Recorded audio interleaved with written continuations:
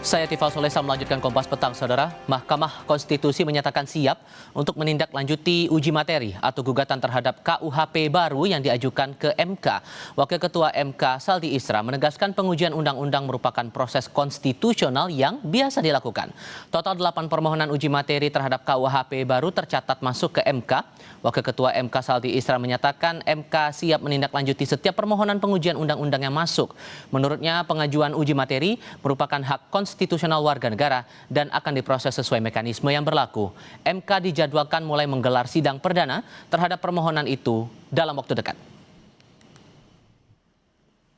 Nggak ada yang baru ya kan kalau orang mau mengajukan pengujian undang-undang yang namanya pengujian undang-undang kan sama saja. Mau KUHP baru, mau KUHP baru, ya kita akan proses seperti biasa. Jadi kita tentu siap untuk menghadapi ini, karena ini kan sudah menjadi bagian yang diserahkan ke Mahkamah Konstitusi kalau ada yang mengajukan permohonan. Terdekat hari Jumat ya kalau saya tidak salah. Besok kita sudah mulai sidang. Iya. Tapi kalau apakah KUHP itu atau KUHP itu masuk besok, saya harus cek dulu.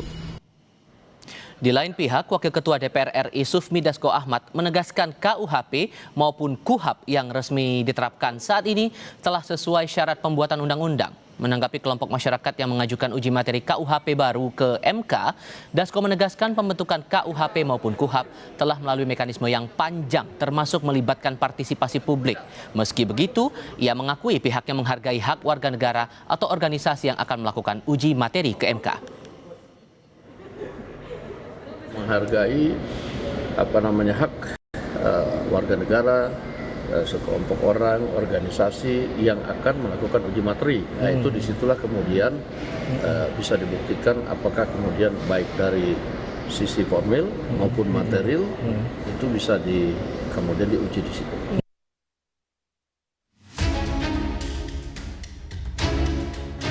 Tanggal 2 Januari lalu, pemerintah resmi memberlakukan KUHP dan KUHP baru.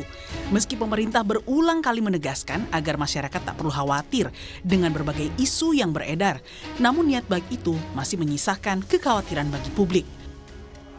Terutama terhadap pasal-pasal yang rawan disalahgunakan dan rawan kriminalisasi. Direktur Amnesty International Indonesia Usman Hamid menyatakan KUHP dan KUHP memiliki peran sentral dalam menegakkan demokrasi.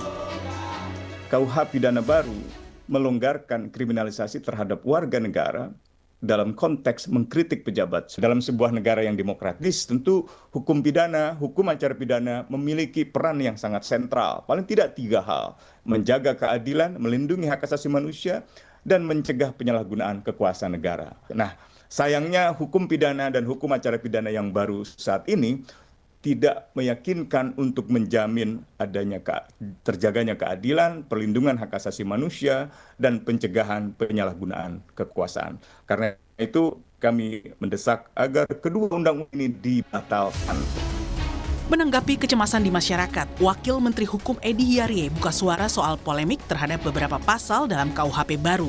Salah satunya pasal 218 tentang penghinaan presiden dan wakil presiden dan pasal 256 tentang penyelenggaraan unjuk rasa dan demonstrasi tanpa pemberitahuan. Dalam pasal 218 ayat 1 diatur, setiap orang yang di muka umum menyerang kehormatan atau harkat dan martabat diri presiden dan atau wakil presiden dipidana dengan pidana penjara paling lama 3 tahun atau pidana denda paling banyak kategori 4. Menurut Edy, pasal tersebut tidak disahkan untuk menekan kebebasan berdemokrasi dan kebebasan berekspresi maupun melarang kritik publik. Presiden dan wakil presiden itu punya pendukung. Minimal adalah 50% plus 1 ketika dia ikut dalam pemilihan presiden. Bapak Ibu saudara-saudara bisa bayangkan kalau pendukungnya tidak menerima presiden dan wakil presidennya itu dihina terus kemudian terjadi anarkis. Lalu apa yang mau kita katakan? Tapi dengan adanya pasal ini, kalau ada bahasanya kan seperti ini, wong presiden saja yang dihina tidak apa-apa kok yang pendukungnya sewot, kan kira-kira seperti itu. Jadi ini adalah kanalisasi. Bahwa pasal ini sama sekali tidak dimaksudkan untuk mengekang kebebasan berdemokrasi, kebebasan berekspresi, termasuk di dalamnya tidak melarang kritik. Mengapa kritik ini? Karena kritik dan menghina itu adalah 2 hal yang berbeda. Jadi Yang dilarang betul di dalam pasal 218 ini adalah menista atau memfitnah. Terkait isu demonstrasi dalam pasal 256, pemerintah menegaskan sifatnya adalah pemberitahuan bukan izin. Edi menjamin jika penanggung jawab sudah memberitahukan aksi kepada polisi, mereka tidak bisa dipidana meski terjadi keonaran karena kewajiban hukumnya telah gugur. Jadi setiap orang yang akan mengadakan demonstrasi atau pawai intinya harus memberitahukan kepada polisi. Kata-kata di situ adalah memberitahukan, bukan izin. Mengapa pasal ini harus ada? Ya, sekali lagi mengapa pasal ini harus ada? Karena ini berdasarkan pengalaman yang pernah terjadi di Sumatera Barat, di mana sebuah mobil ambulans yang membawa pasien itu, dia mati di dalam karena terhadang oleh demonstran. Jadi tujuan memberitahu ke aparat keamanan supaya bisa mengatur lalu lintas. Demonstrasi kita menjamin kebebasan berbicara, tetapi kita harus ingat juga bahwa ada hak dari pengguna jalan. Meski pemerintah menjamin KUHP dan KUHAP baru telah dirancang seimbang guna menciptakan peradilan pidana terpadu, nyatanya gugatan terhadap pasal 218 KUHP didaftarkan oleh mahasiswa program studi hukum dari Universitas Terbuka Afifah Nabila Fitri dan 11 mahasiswa lainnya pada 29 Desember 2025. Dalam petitumnya, para pemohon meminta MK untuk menghapus pasal tersebut karena menimbulkan fear effect atau kondisi psikologis warga negara merasa takut dan terintimidasi. Selain itu, menurut pemohon, pasal ini mengancam kebebasan berpendapat dan demokrasi di Indonesia. Tim Liputan, Kompas TV.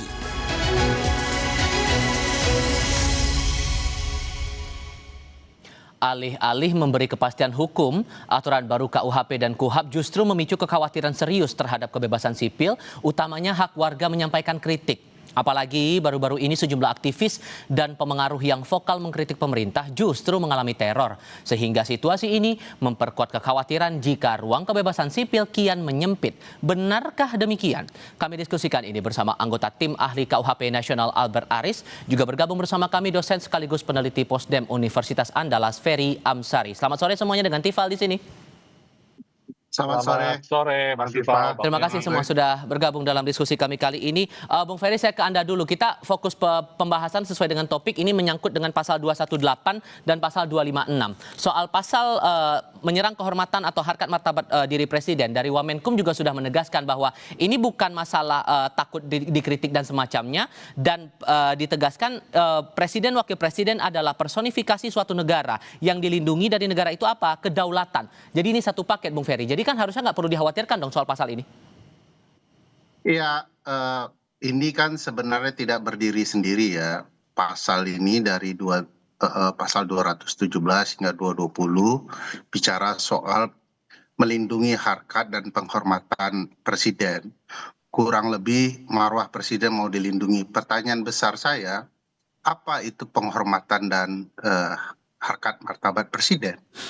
Apakah seorang penjual martabak juga tidak punya hormat yang harus dilindungi dan harkat yang perlu dilindungi? Apakah hanya karena jabatannya dia kemudian perlu dilindungi? Padahal semakin tinggi jabatan publiknya, semakin potensial dia harus dikritik karena dia memegang kekuasaan. Dan kekuasaan itu cenderung menyimpang. Jadi semakin tinggi dia semakin dikritik. Nabi saja dikritik boleh gitu ya. Tidak ada tuh yang kemudian di era kenabian itu dilarang untuk mengkritik Nabi. Nah ini Presiden merasa lebih tinggi dari Nabi di titik tertentu. Kalau dibaca lagi ketentuan itu baik-baik, yang diserang harkat dan martabat Presiden itu kan tidak hanya di dunia nyata ya, tetapi juga bicara dampak di dunia maya. Misalnya ketentuan itu jelas menyebut menggunakan teknologi informasi. Jadi bagi saya ini kekhawatiran Presiden, Istana, orang-orang lingkarannya, Bang Albert dan teman-teman, agar kemudian Presiden tidak jatuh namanya di ruang maya, dunia maya. Padahal ini ruang penting untuk membangun kesadaran, kontrol kekuasaan dan lain-lain. Nah, Bang misalnya Albert, bencana kemarin ya, Oke, sorry saya potong di situ. Saya kasih. Ya, pertama-tama kami menghormati adanya pandangan berbeda dari rekan-rekan masyarakat sipil, termasuk dari Bang Ferry, Bang Usman Hamid, dan lain sebagainya. Ya. Tapi dalam kesempatan yang berbahagia kali ini, saya perlu menegaskan bahwa kritik sama sekali tidak dikriminalisasi dan juga tidak dipidana menurut pasal 218 KUHP baru. Kritik sebebas-bebasnya tidak masalah, tetapi yang dikriminalisasi dalam pasal ini adalah perbuatan penghinaan. Apa itu penghinaan? Penghinaan adalah menista, mencemarkan nama baik dan memfitnah presiden atau wakil presiden. Tapi jangan lupa, tidak akan ada proses hukum tanpa ada pengaduan yang resmi langsung dari presiden dan wakil presiden. Hal ini menunjukkan bahwa pasal ini sekaligus menutup celah buat pihak ketiga manapun yang mengatasnamakan kepentingan presiden untuk membuat laporan seperti yang terjadi di masa lalu. Justru kita sedang memperbaiki keadaan praktek penegakan hukum yang belum baik di masa lalu dengan pengaturan 218. Sorry saya potong, karena batasan kehormatan dan harkat martabat ini dalam wujud apa gitu, Pak?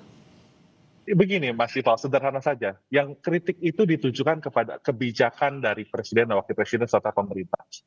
Tetapi kalau penghinaan itu ditujukan kepada personnya, kepada kepribadiannya, kepada harkat dan martabat dirinya. Saya pikir konstitusi dimanapun menjamin kebebasan berekspresi dan berpendapat. Tapi tidak ada satupun konstitusi dimanapun yang menjamin kebebasan untuk menghina orang lain. Nah tadi saya menarik menanggapi sedikit apa yang Bang Ferry sampaikan.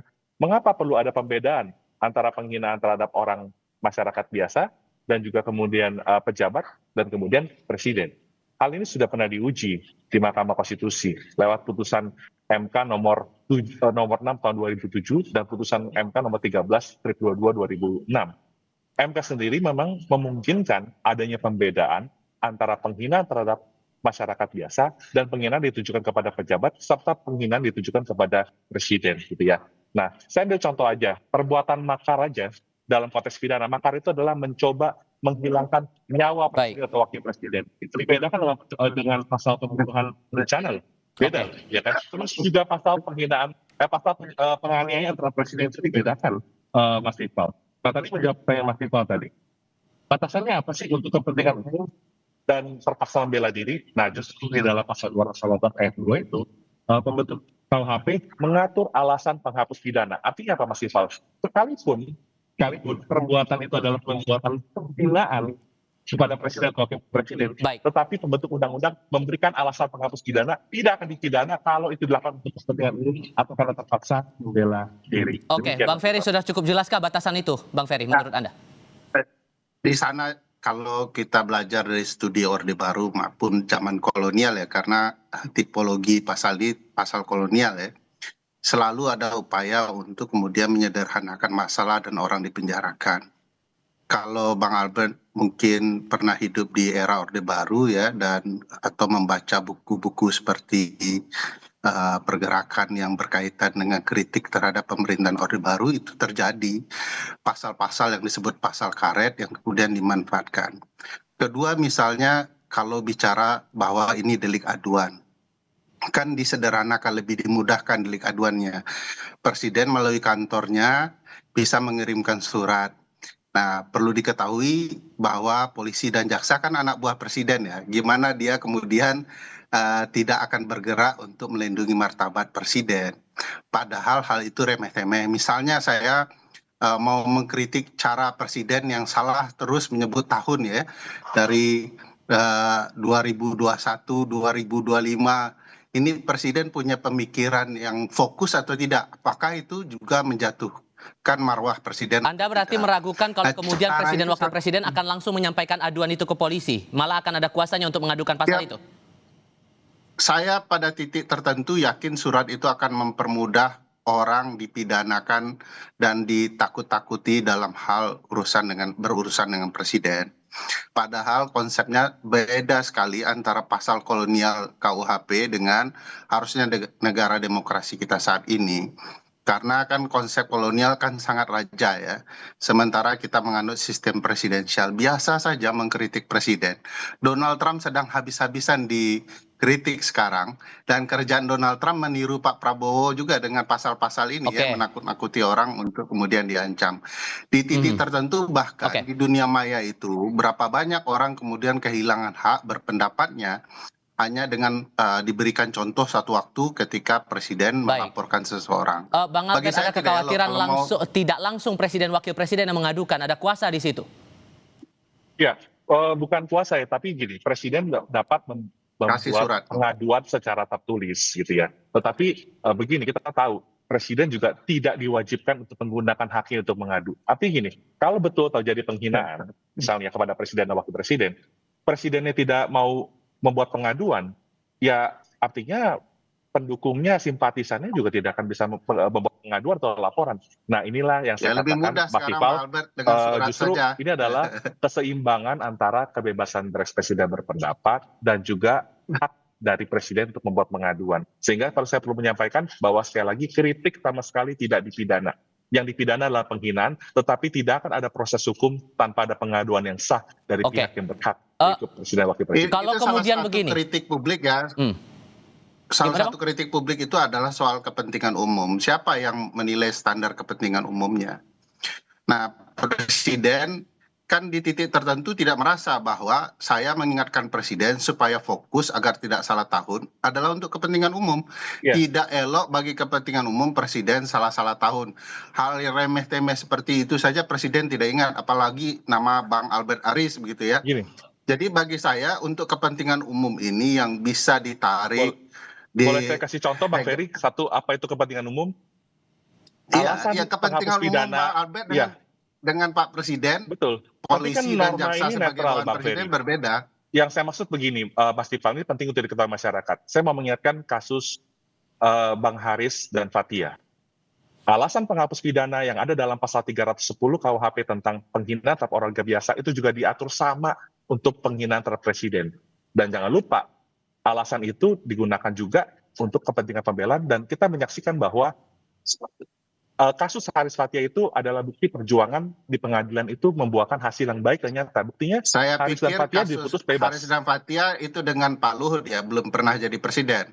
Tapi ini presiden, atasan Pak Luhut pada jaksa, waktu itu adalah pejabat polisi, aktif loh. yang pada titik tertentu akan menjalankan perkara pasal-pasal ini secara tidak berimbang. Dan bagi saya tidak sehat ya, orang nomor satu malah mempidanakan warganya sendiri. Jadi kalau mau saya harus selah dulu di situ.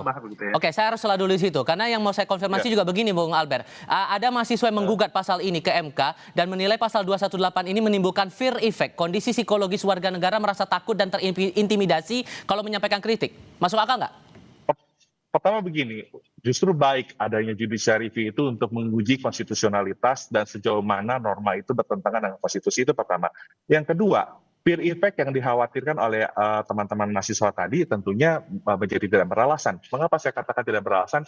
Karena justru sebelum ada pasal ini, kita menyaksikan banyak sekali praktek pelaporan mengutangkan atas nama presiden. Sebenarnya presiden tidak pernah membuat laporan, tetapi perkara tersebut diproses hingga dinyatakan bersalah. Justru kita memperbaiki loh Bang Ferry. Keadaan-keadaan praktek penegakan hukum di masa lalu yang belum baik tadi. Dengan apa caranya? Mengkanalisasi semua laporan-laporan yang tidak ada dasarnya itu atau tidak memiliki relevansi dalam satu pasal. Dan saya perlu mengingatkan, presiden tidak wajib menggunakan haknya untuk membuat pengaduan.